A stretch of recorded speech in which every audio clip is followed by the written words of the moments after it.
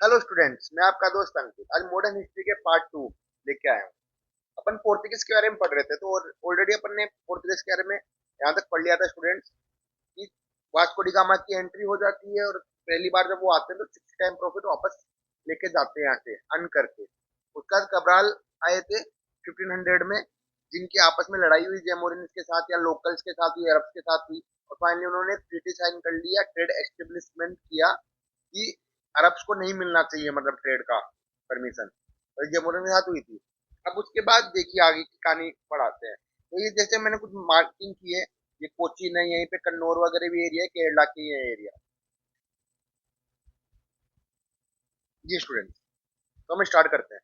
तो फिर Vasco D gamma वापस आया 1501 के अंदर, वापस से कैलिकट में आया, लेकिन जेमोरिन ने इस बार रिफ्यूज कर दिया। जेमोरिन माना विक्रमा जो राजा थे, उन्हीं को जेमोरिन बोलते हैं, उनको सुमित्री भी बोला जाता है। तो उन्होंने बोला कि अरब मर्चेंट्स को नहीं हटाएंगे, उनके साथ भी हम ट्रेड्स करेंगे।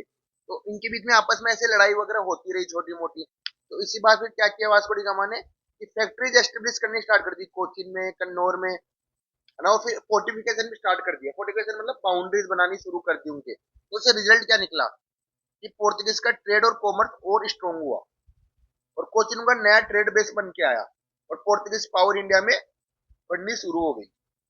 समझ में आया स्टूडेंट? अब यहाँ से आगे की कहानी, तो आप एक चीज याद रखना फैक्ट्स के रूप में, जो कोचिन फोर्ट था उसका नाम था इमानुअल। क्या नाम था स्टूडेंट? इमानुअल डायरेक्टली पूछा जाता है। और वास्को ड गामा वो टोटल 3 बार इंडिया आया। 1498 में आया, देन 1501 में आया, फिर 1524 में भी आएगा, फिर डेथ हो जाएगी यहीं पे उनकी। आगे और पढ़ाऊंगा मैं बाकी। अब यहाँ पे क्या हुआ कि वास्को डी गामा आया, उसके बाद जो पोर्टुगल का राजा था, किंग, उन्होंने क्या डिक्लेयर किया कि अब से जो भी जाएगा इंडिया, मतलब हमारा कंट्रोल होगा उनके ऊपर। पहले तो ऐसे प्रॉफिट के हिसाब से आते थे, लेकिन अब इनको अपना लेगेसी बनानी थी, तो उन्होंने क्या किया कि अब हमारा डायरेक्टली कंट्रोल होगा। फिर नए वाइसरॉय को भेजा गया। वाइसरॉय बेसिकली क्यों ना, गवर्नर। तो पहला गवर्नर कौन आया इंडिया में पहला वाइसरॉय बन के? यहाँ फ्रांसिस डी अल्मेडा, नाम देख सकते हैं आप। अब देखो, मैंने बड़े शॉर्ट में इन नोट्स को डिवाइड किया हुआ है, समझा देता हूँ तो आपको काफी आसानी होगी इनको पढ़ने के लिए। अगर आपको ये नोट्स चाहिए तो आप टेलीग्राम से मेरे से कनेक्ट हो सकते हैं स्टूडेंट। मैं लिंक के अंदर मतलब कमेंट बॉक्स में लिंक डाल दूंगा इसका मैं। अब देखिए पहला वाइस रॉय कौन था? Francisco de Almeida. अब इनकी एम पॉलिसी क्या थी? वो डोमिनेंस इंडियन ओशियन में बनाना है। अब देखो ब्लू वाटर पॉलिसी, तो ब्लू वाटर पॉलिसी क्या थी आपको समझा देता हूँ students. Blue water policy, blue water policy का मतलब क्या था स्टूडेंट? डोमिनेंस करना था ओशियन में, डोमिनेंस इन ओशियन। इसका क्या मतलब है? देखिए स्टूडेंट, यहाँ से वर्ल्ड मैप दिख रहा है आपको।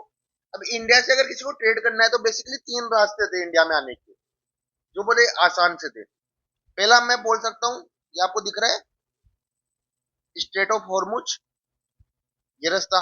दूसरा गल्फ ऑफ एडन, और इधर इंडोनेशिया साइड में स्ट्रेट ऑफ मलक्का, ये वाला एरिया है। अब पोर्टुगीज ने क्या किया, इन रास्तों को ब्लॉक कर दिया।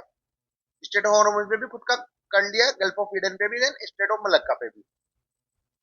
तो इससे क्या होगा कि इनका अब ये पूरा इंडियन ओशियन किसके अंडर आ गया? इनके अंदर पोर्तुगीज के अंडर आ गया। और इन्होंने यहाँ पे कार्डजे सिस्टम भी चलाया था। स्टूडेंट, कौन सा सिस्टम चलाया था इन्होंने?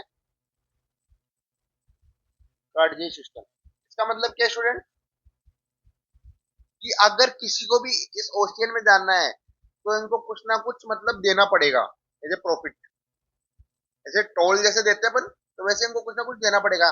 इवन यहाँ पे अगर यात्रा वात्रा करने जाते थे, जैसे काफी मुस्लिम थे जो जाते थे मक्का मदीना में, तो यहाँ से हज की यात्रा पे जाते थे, तो इनको कुछ ना कुछ देना पड़ता था।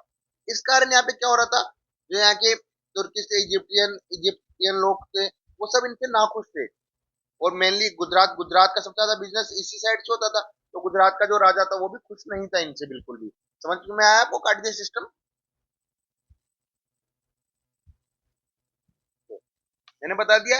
इन्होंने ब्लू वाटर पॉलिसी चली, और इन्होंने फिर जगह जगह फोर्ट बनाने स्टार्ट कर दिए। अब मेन ऑब्जेक्टिव क्या था? देखो मैंने बता दिया, एडन, हॉर्मुज और मलक्का को इन्होंने मुस्लिम से कैप्चर कर लिया था। पोर्तुगीज की नेवल पावर और स्ट्रॉन्ग हो गई स्टूडेंट्स, और पोर्तुगीज ट्रेड रूट अब प्रोटेक्ट हो रहे थे। तो इन्होंने अब एक और है, देखो ये अंजडीवा फोर्ट, ये इनको मिल गया था विजयनगर से। देखो मैं आपको दिखा देता हूँ, ये थोड़ा सा अंजडीवा फोर्ट है, नियर मैंगलोर के आसपास आया है ये, कर्नाटका के अंदर। तो यहाँ पे इन्होंने फोर्ट्स बनाने शुरू कर दिए थे। उसके बाद इन्होंने कोचिन कन्नौज ड्यू में भी बनाए, फोकस सी वेस्ट एरिया को भी फोकस करना स्टार्ट किया। अब इस चक्कर में इनका क्या रिजल्ट निकला था, ये जब ये सारी चीजें कर रहे थे, इनकी इजिप्ट से, तुर्किश या इंडियन कोस्टल स्टेट के जो राजा थे गुजरात के, उनसे लड़ाई होने स्टार्ट हो गई। और जो जेमोरिन भी इनके ऑलरेडी खिलाफ थे। अब फाइनली इन्होंने इतना बना तो लिया, लेकिन कंसोलिडेट करना था। तो कंसोलिडेट करने के बाद क्या हुआ स्टूडेंट्स आगे, कि फ्रांसिस डे अल्मेडा, जब इनकी लड़ाई हो रही थी गुजरात के साथ, तो 1507 में एक लड़ाई होती है जिसको बोलते हैं बैटल ऑफ चोल, 1508 में, sorry student, battle of Chola. तो जो अल्मेडा था, उन्होंने अपने सन को भेजा, सन का नाम क्या स्टूडेंट, लोरेंजो, है ना। तो यहाँ पे लड़ाई हुई गुजरात के। अब गुजरात का सपोर्ट कौन कौन कर रहा था, है ना, उधर से इजिप्ट भी कर रहा है, तुर्किश भी कर रहा है, जेमोरिन भी साथ में है। तो लोरेंजो की डेथ हो जाती है यहाँ पे बैटल ऑफ चोल के अंदर 1508। इसको बैटल ऑफ चोल के साथ बैटल ऑफ दबूल भी बोला जाता है स्टूडेंट। दूसरा, अब जैसे ये बात पता चली अल्मेडा को, तो वो रिवेंज लेने के लिए आया, और इसने फाइनली इजिप्ट, गुजरात और कैलिकट की जो फोर्सेस थी, उनको हरा दिया अकेले ने। अकेले मतलब फोर्स थी ब्रिटिशर की। तो यहाँ पे बहुत बड़ी मेजर विक्ट्री देखने को मिली, और पोर्तुगीज की सुपरमेसी इंडियन ओशियन में और ज्यादा बढ़ गई। बाद में क्या हुआ कि इजिप्टियन गुजरात नेवल थ्रेट खत्म हो गया, और पोर्तुगीज कंट्रोल आ गया पूरा, मतलब पोर्तुगीज का पूरा कंट्रोल होने लग गया। अब एक क्वेश्चन ये आता है कि पोर्तुगीज जीते कैसे थे। तो सबसे पहले तो उनकी नेवल पावर थी ना स्टूडेंट, वो मतलब काफी स्ट्रॉन्ग थी। मतलब उन्होंने सबसे बड़ी मतलब बनानी शुरू करी थी, तो बहुत स्ट्रॉन्ग थी उनकी। मिलिट्री ट्रेनिंग भी अच्छी थी उनकी। उनकी जो शिप्स थी वो काफी अच्छी थी, उसके अंदर कैनन्स वगैरह का यूज था, मतलब गन्स वगैरह भी थी। समझ में स्टूडेंट। अब नेक्स्ट देखिए, अब अल्मेडा का टाइम 1509 तक खत्म हो जाता है। अब अल्मेडा के बाद कौन आता है इंडिया में, अल्फोंसो दी अल्बुकर्की। जी स्टूडेंट, 1509 से 1515 तक रहता है अल्बुकर्की। अब इनको पहला जाता है, सेकंड गवर्नर था, लेकिन रियल फाउंडर माना जाता है पोर्तुगीज पावर का, क्योंकि इन्होंने इंडिया में कंसोलिडेट करना स्टार्ट किया था। इन्होंने कैप्चर जरूर किया था पहले के जो लीडर्स आए थे, या वाइसरॉय बोल लो, बट कंसोलिडेट रियल में किसने किया, अल्फोंसो ने। कंसोलिडेट मतलब उस पावर को बनाए रखना, वो अपने अपने डिफिकल्ट टास्क होता है। लेकिन अगर आप इनका करियर देखोगे, तो इंडिया में 1503 में भी आए थे, लेकिन ये कमांडर आए थे उस टाइम पे। अब कैसे आए, वाइसरॉय बन के आए हैं। अब गवर्नर थे अल्मेडा के बाद। तो इन्होंने क्या किया, पहले तो गोवा कैप्चर किया, इससे बीजापुर सुल्तान से। अब देखो मैं आपको गोवा दिखा देता हूँ एक बार स्टूडेंट। ये छोटा सा एरिया दिख रहा है आपको, ये है गोवा, है ना। तो पहले आपको मैंने बताया था यहाँ पे कि ऑलरेडी डिसइंटीग्रेशन स्टार्ट हो चुका था।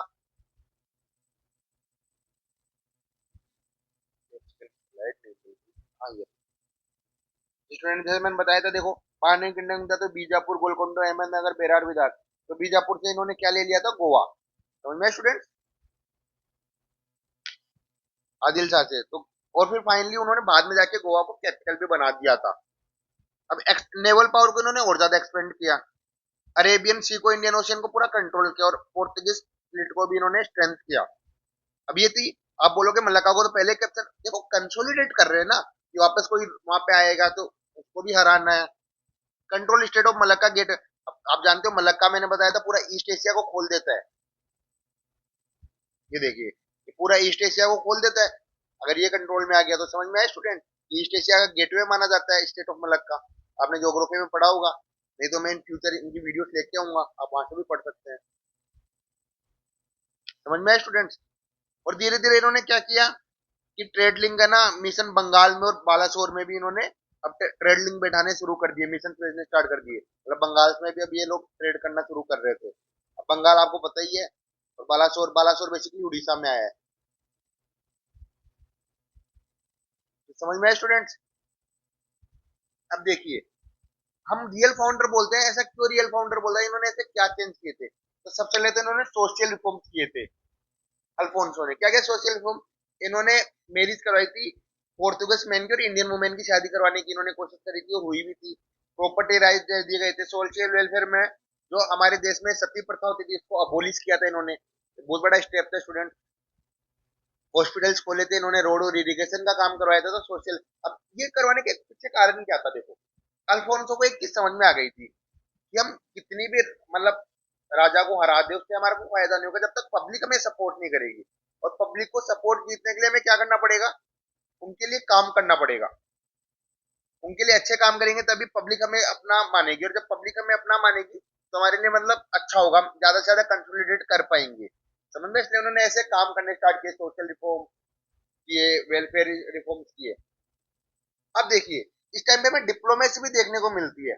अब डिप्लोमेसी समझते हो कि अपने दूसरे राज्यों के साथ संबंध कैसे है, तो अल्फोंसो ने बड़े अच्छे किए थे। तो पहला तो विजयनगर एम्पायर के साथ। अब देखिए, जो विजयनगर एम्पायर था उनके साथ इन्होंने अच्छे रिलेशन किए, है ना। तो उनके विजयनगर कोर्ट में इन्होंने भेजा था एक अपना एम्बेसडर, जिसका नाम था फ्रायर लुइस। देख सकते हैं स्टूडेंट, दिख रहा है आपको फ्रायर लुइस। और तो आपस में अब होता क्या है, दुश्मन का, अपने दोस्त का दुश्मन अपना भी दुश्मन हो जाता है एक तरह से। तो जैसे इनका कॉमन एनिमी कौन था? दक्कनी। अब ये दक्कनी सुल्तान किसके दुश्मन थे? विजयनगर के। और विजयनगर हमें हेल्प करता था, तो हमारा भी दुश्मन हो गया। तो इन्होंने फ्रेंडली अलायंस किए। अब 1520 में Vijayanagar rule gift for fort to Portuguese. अब 1520 में विजयनगर ने गिफ्ट भी दिया हमें, भटकल का फोर्ट जिसको बोलते हैं। और म्यूचुअल ट्रस्ट में हम लोगों का बढ़ता गया, ट्रेड और मिलिट्री कोऑपरेशन भी हुए। और इस कारण बीजापुर और बहमानी भी हमसे डरने लगे। और गोवा की सिक्योरिटी भी सिक्योर हो गई, क्योंकि गोवा ऊपर ही था बीजापुर के बाद, और अगर विजयनगर हमारी हेल्प करेगा तो बीजापुर को भी डर रहेगा उस चीज का। तो ऐसे डिप्लोमेटिक अलायंस देखने को मिले। नेक्स्ट, अब ये देखिए मैंने लिखा हुआ है यहाँ पे, उस टाइम पे विजयनगर के एम्पायर के रूलर कौन थे? कृष्ण देव राय। ये याद रखना स्टूडेंट। इन्होंने फोर्ट की परमिशन दी थी, डिफेंस की परमिशन ग्रांटेड, भटकल के अंदर फोर्ट बनाने की भी परमिशन दी थी इन्होंने। उसके बाद 1526 का पीरियड भी काफी इंपोर्टेंट माना जाता है। आप जानते हैं 1526 में क्या हुआ था? 1526 में बैटल ऑफ पानीपत हुई थी। किसके बीच में हुई थी स्टूडेंट? बाबर और इब्राहिम लोधी के बीच में, जहाँ पे बाबर आया था और मुगलों का राज्य स्टार्ट हुआ था। और उसी टाइम पे गोवा को एक इम्पोर्टेंट सिटी का दर्जा दे दिया गया था, एक तरह से कैपिटल बना दिया गया था। और जो लिस्बन है पोर्टुगल की कैपिटल, उसके बराबर का दर्जा मिल गया था गोवा को। वहां के जो भी राजा था, किंग जॉन थ्री, उन्होंने परमिशन दे दी थी। तो ये मैंने लिखा हुआ है। ये बाबर भी इब्राहिम लोधी को डिफीट कर दिया था बैटल ऑफ पानीपत में। और 1529 में कृष्ण देव राय की डेथ हो जाती है, और उसके बाद विजयनगर एम्पायर थोड़ा सा वीक पड़ जाता है। अब देखिए 1515 से 1529 तक थोड़ा सा पीरियड वैक्यूम रहा है। वैक्यूम मतलब उतने अच्छे वो नहीं आए। बीच में जैसे मैंने बता दिया था आपको, वास्को डी गामा थर्ड बार आता है, कोचिन में डेथ हो जाती है और उनको गोवा शिफ्ट कर देते हैं। मतलब डेथ के बाद में उनको गोवा लेके गया जाता है। कई बार एग्जाम में पूछ लेते हैं ये वाला क्वेश्चन भी। समझ में आया स्टूडेंट? अब एक क्वेश्चन आता है, देखिए कि वाई वेस्ट एशियन किंगडम थे। अब वेस्ट एशियन किंगडम कौन से स्टूडेंट? दिखा देता हूँ मैं आपको। ये देखिए, ये पूरे वेस्ट एशियन किंगडम है। अब ये पूछा गया कि ये इतने वीक कैसे थे, मतलब कि इन्होंने पोर्तुगल को हरा नहीं पाया, इन्होंने ओरमुज ईडन सबको कैप्चर कर लिया। तो वही, पहला तो उनकी नेवी थी उतनी अच्छी नहीं थी जबकि इनकी थी। पोर्तुगीज की सुपीरियर एडवांस शिप और नेवल गन थे। अब होता क्या था कि टिम्बर एक लकड़ी आती है, वो उतनी ज्यादा इनकी मात्रा में यहाँ नहीं मिलती थी, इससे वो बोट नहीं बनवाते, जबकि पोर्तुगल उसका बहुत अच्छे से यूज करते थे। फिर यूनिटी भी नहीं थी, इजिप्ट टर्की इंडियन रूलर्स में आपस में यूनिटी नहीं थी, है ना। और पोर्तुगीज ने ऑलरेडी कंट्रोल कर लिया था सी रेट, और कार्जे सिस्टम मैंने आपको बता ही दिया था, पिरामिड कंट्रोल की। कुछ भी अगर जाना है तो परमिशन लेनी पड़ती थी। कार्जे सिस्टम ऑलरेडी बता चुका हूँ स्टूडेंट्स में आपको। तो स्टूडेंट आज अपन यहीं तक रखते हैं। होप तो आपको समझ में आया होगा। अगली कहानी में आऊंगा तो मैं नोनो दे कुना से स्टार्ट करूंगा। और देखिए ज्यादा नहीं है, थोड़ा सा ही मतलब बाकी है मेरे हिसाब से। 2 वीडियोस और लगेगी, एक वीडियो में मैं आपको पूरा कवर करवा दूंगा, देन नेक्स्ट वीडियो में मैं आपके इसके पीवाईक्यू करवा दूंगा, तो आपका पोर्तुगीज खत्म हो जाएगा। होप तो स्टूडेंट वीडियो पसंद आ रही होगी। लाइक कमेंट सब्सक्राइब करना मत भूलना स्टूडेंट। ऐसे सपोर्ट करते रहिए, अपने फ्रेंड्स को भी शेयर करना वीडियो को। Thank you student.